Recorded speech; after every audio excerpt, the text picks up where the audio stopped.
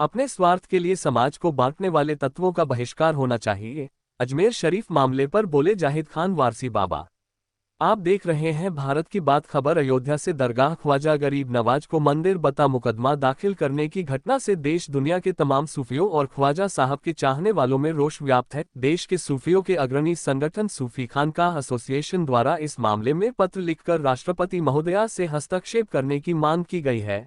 सूफी खानकाह association राष्ट्रीय अध्यक्ष सूफी Mohammad Kausar Hasan Majidi advocate द्वारा इस आशय का पत्र महामहिम राष्ट्रपति महोदया, उच्चतम न्यायालय के मुख्य न्यायाधीश और प्रधानमंत्री नरेंद्र मोदी, गृह मंत्री अमित शाह तथा राजस्थान के राज्यपाल को भेजा गया है। इसके संबंध में सूफी खानकाह एसोसिएशन उत्तर प्रदेश इकाई द्वारा बयान जारी करते हुए सूफी खानकाह एसोसिएशन प्रदेश उपाध्यक्ष सूफी जाहिद खान वारसी बाबा ने कहा कि भारत सूफी संतों का देश है, जहां सदियों से आध्यात्मिकता और सूफीवाद सारी दुनिया को शांति और बंधुत्व का संदेश दिया जाता रहा है। भारत में सूफीवादी विचारधारा और परंपरा लगभग 1000 वर्षों से है। सिलसिला ए मदारिया के बानी और बुजुर्ग हजरत सैयद बदीउद्दीन अहमद जिंदा शाह मदार रहमतुल्लाह अलैह ने गुजरात के खंबात से जिस शांति और सौहार्द के अभियान को लगभग 1000 साल पहले शुरू किया, उसे 850 साल से मरकज इश्क व मोहब्बत और इंसानियत बारगहे हजरत ख्वाजा गरीब नवाज से निरंतर चलाया जा रहा है। उन्होंने कहा कि हजरत ख्वाजा मोइनुद्दीन चिश्ती रहमतुल्लाह अलैह का आस्ताना अफगानिस्तान से इंडोनेशिया तक तमाम मानवतावादियों का केंद्र रहा है और हजरत ख्वाजा मोइनुद्दीन हसन चिश्ती सेंजरी अजमेरी बाबा गरीब नवाज रहमतुल्लाह अलैह की तालीम ही गंगा जमुनी तहजीब का आधार है। उन्होंने कहा कि अफसोस है कि उसी आधार की बुलंद इमारत आस्ताना आलिया हजरत सुल्तान उल हिंद को मंदिर बताकर किया गया दीवानी मुकदमे का दावा उस सामाजिक ताने बाने को बिगाड़ने के उद्देश्य से किया गया है जो सदियों से हिंदू मुस्लिम भाईचारे का संदेश दे रहा है। उन्होंने कहा कि समाज को बांटने वाले तत्वों का बहिष्कार होना चाहिए। उन्होंने कहा कि सूफी खानकाह एसोसिएशन इस साजिश की शदीद मुखालफत करते हुए हुकूमत हिंद से ये अपील करता है कि ऐसे अनासरों को पाबंद करे जो मुल्क की फिरकावाराना फजा को खराब कर रहे हैं। अजमेर शरीफ की दरगाह को लेकर जो मामले चल रहे हैं, इस तरीके की विचारधारा के लोगों ने आज पूरे हिंदुस्तान नहीं, विदेशों के भी लोगों को जो ख्वाजा गरीब नवाज साहब की चौखट से आस्था रखते हैं, उनकी आस्था को ठेस पहुंचाई है।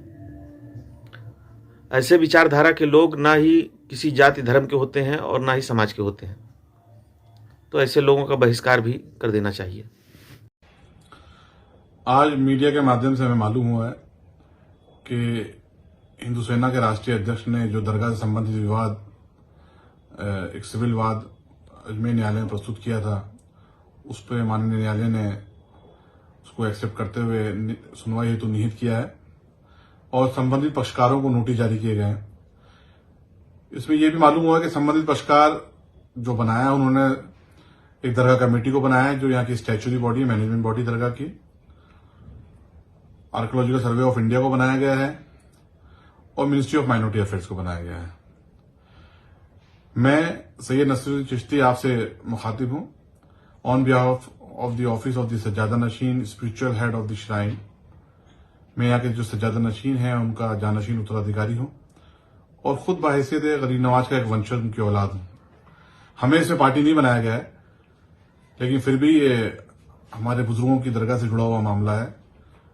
हमने पूरी तरीके से इस पर नजर बनाई हुई है और हमारे वकीलों से हम लोग टच में हैं। हमारी कानूनी टीम जो बनी हुई है पूरी वकीलों की, उससे टच में हम लोग, उनसे रायशुमारी चल रही है।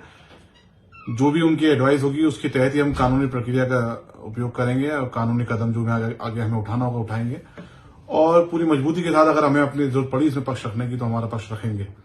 देखिए, सीपीसी का प्रावधान है, न्यायालय में वाद प्रस्तुत किए जाते हैं और न्यायालय उचित समझता है तो उसको सुनवाई हेतु निहित भी करता है और पक्षकारों को नोटिस भी जारी होते हैं। न्यायालय में वाद प्रस्तुत भी होते हैं, न्यायालय में वाद खारिज भी होते हैं।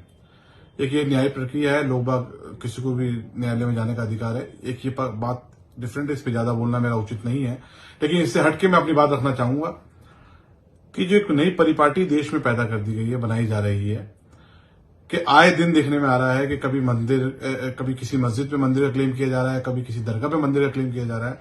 ये हमारे समाज के हित में नहीं है, देश के, ये हमारे देश के हित में नहीं है। आज भारत ग्लोबल शक्ति बनने जा रहा है। हम कब तक मंदिर और मस्जिद के विवाद में उलझे रहेंगे? हम हमारे आने वाली जनरेशन को क्या मंदिर और मस्जिद के विवाद देके जाएंगे? ये जो चीप पब्लिसिटी पाने के चक्कर में, ये जो जल्दबाजी में गैर जिम्मेदाराना कदम उठाए थे लोग बाग, और ऐसी हरकतें करते हैं जिससे लाखों करोड़ों लोगों की आस्था को ठेस पहुंचती है। जहां तक अजमेर दरगाह का सवाल है, अजमेर दरगाह से हिंदुस्तान ही नहीं पूरी दुनिया का मुसलमान, हिंदू, सिख, ईसाई सब जुड़े हुए हैं। सबकी आस्था इस दरगाह से जुड़ी हुई है। अजमेर का इतिहास 850 साल का इतिहास है। ख्वाजा साहब, ख्वाजा मोइनुद्दीन चिश्ती रहमतुल्लाह अलैह जो आले नबी औलाद अली हैं, वो 1135 में हिंदुस्तान 1195 में हिंदुस्तान में तशरीफ लाए और 1236 में आपका विसाल हुआ। उसके बाद से ही दरगाह आज तक यहाँ कायम है। इन 850 सालों के अंदर तमाम मजहब के राजा रजवाड़े, मुगल, ब्रिटिश शासक यहाँ आके गुजरे। यहाँ पर आप देखेंगे क्वीन विक्टोरिया का भी हौज है। तो सबकी आस्था इस दरगाह से जुड़ी रही और सबने अपने अपने दौर में अपने अपने तरीके से अकीदत का नजराना इस बारगाह पे पेश किया है। सबकी अकीदत इस बारगाह से जुड़ी हुई थी। आज गुम्बद मुबारक के अंदर जो चांदी का कटहरा आप देखेंगे जो जयपुर महाराज के चढ़ाया हुआ है, ऐसे ही हर राजा रजवाड़े ने, हर बादशाहों ने अपने दौर में यहाँ पर इनामात पेश किए हैं, अपने अपने अकीदत का नजराना पेश किया है। ये बारगाह हमेशा मोहब्बत अमन का पैगाम देती है। गंगा जमनी तहजीब का गहवारा है। यहाँ पर ऐसा नापाक सोच रखना और इसके बारे में ऐसी बात करना, ये उन तमाम दुनिया के लाखों करोड़ लोग जो आस्था जुड़ी हुई है उनकी आस्था को ठेस है। ये समाज को बांटने का काम किया गया है, ये देश को तोड़ने का काम किया जा रहा है। मैं हाल ही में जो घटना हुई है अभी रिसेंटली आप देखें संभल के अंदर, मैं उसकी भी सख्त अल्फाज में मजम्मत करता हूँ। 4-5 बच्चे वहां शहीद हुए। आखिर कब तक ऐसे नींद में सूट के लोग आ जाते हैं और आए दिन नए नए क्लेम करते हैं। मैं भारत सरकार से अपील करता हूं कि इस मामले में इंटरवेन करें और क्या तो नया कानून लाया जाए या कोई गाइडलाइन जारी की जाए कि इस तरीके के धार्मिक स्थलों पे किसी प्रकार की उंगली ना उठे और ना ही इनकी नेचर को चेंज करने की बात की जाए और ना ही इस पे सवालात किए जाए। देखिए, जो 100-150 साल पहले मुकदमे जो थे चल रहे हैं धार्मिक स्थलों को लेकर के, 47 से पहले के जो मुकदमे चल रहे हैं, उनमें जो न्यायालय का निर्णय आता है उसका सबको सम्मान करना चाहिए और सबने करा भी है। उन विवादों को छोड़ें, लेकिन नए विवाद तो उत्पन्न ना करें। आज देश तरक्की के रास्ते पे गामदन है। आज हिंदुस्तान ग्लोबल शक्ति बन रहा है और हम मंदिर मस्जिद के विवाद में लड़े हुए हैं। देखिए, जहां तक मैं इस मौके पे मोहन भागवत जी के बयान को कोट करूंगा। मोहन भागवत जी ने 2022 में कहा था, वो इस देश के एक जिम्मेदार शख्स हैं। उन्होंने कहा था कि आखिर कब तक हम हर मस्जिद में शिवालय को ढूंढते रहेंगे, क्या जरूरत है कि हर मस्जिद में शिवालय ढूंढा जाए। मैं उनकी बात से बिल्कुल सहमत हूं। ये जो लोग ऐसी हरकतें कर रहे हैं चीप पब्लिसिटी के लिए, इससे हम तमाम देशवासियों को मस्जिद से ऊपर उठ करके ऐसे लोगों से सामना करने की जरूरत है, ऐसे लोगों का बाइकआउट करने की जरूरत है। जहां तक अजमेर दरगाह का सवाल है, अजमेर दरगाह के बाबत जब दरगाह ख्वाजा साहब एक्ट बनाया जा रहा था 1955, उससे पहले एक इंक्वायरी कमेटी बिठाई गई थी। जस्टिस गुलाम हसन जो इलाहाबाद हाईकोर्ट के जज, सिटिंग जज थे, उन्होंने बाकायदा इंक्वायरी करी। उसमें थॉरली पूरी स्टडी की गई दरगाह की तमाम बिल्डिंग्स के बारे में, तमाम बिल्डिंग कब बनी, कौन सी इमारत कब तामीर हुई, कितना दरगाह का एरिया है, पूरी हिस्ट्री के बारे में पूरा चेकवार्ड हिस्ट्री डिस्कस की गई है। और कहीं से भी किसी भी धार्मिक इस दरगाह के अंदर मंदिर का या उसके अवशेष होने का जिक्र नहीं है। इन 850 सालों के अंदर कई राइटर्स, मुस्लिम्स, नॉन मुस्लिम भी गुजरे, उनकी कई किताबें हैं खरीनवाज के ऊपर, लेकिन किसी किताब में, किसी बुक में कहीं जिक्र नहीं है कि यहां पर मंदिर हो या उसके अवशेष हो। ये जो वादी हैं, इन्होंने जो दावा पेश किया है, ये सिर्फ 1910 में जो हरविलास शारदा जी की किताब है अजमेर हिस्टोरिकल एंड डिस्क्रिप्टिव, उसकी बुनियाद बना करके। हरविलास शारदा जी एक सम्मानित व्यक्ति थे इस शहर के, लेकिन वो हिस्टोरियन नहीं थे। उनकी जो किताब में उन्होंने बात लिखी उसकी कहीं ऑथेंटिसिटी नहीं है, कहीं से साबित नहीं होता है। इस 100 साल पुरानी किताब से 850 साल की हिस्ट्री को नहीं मिटाया जा सकता। अजमेर दरगाह के बारे में मैं तमाम देशवासियों से अपील करता हूं, ये दरगाह हमेशा मोहब्बत अमन का पैगाम देती आई है। गंगा जमनी तहजीब का गहवारा, हम सबको मिलकर के ऐसे समाज कंटकों से लड़ने की जरूरत है।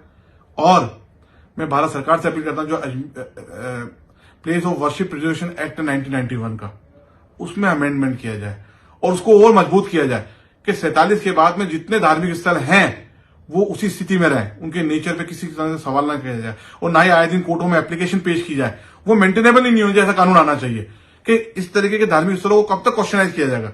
कभी किसी मस्जिद के बारे में बात करी जा रही है, कभी किसी दरगाह के बारे में। इसको रोकने की जरूरत है। The place of worship reservation act को और मजबूत किया जाए, उसमें अमेंडमेंट किया जाए ताकि इस तरीके के विवाद ना उत्पन्न हो और देश हमारा तरक्की के रास्ते पे गामदन हो। देश में किसी प्रकार से भी धार्मिक उन्माद ना पैदा हो और ना ही ऐसे लोग कामयाब हो।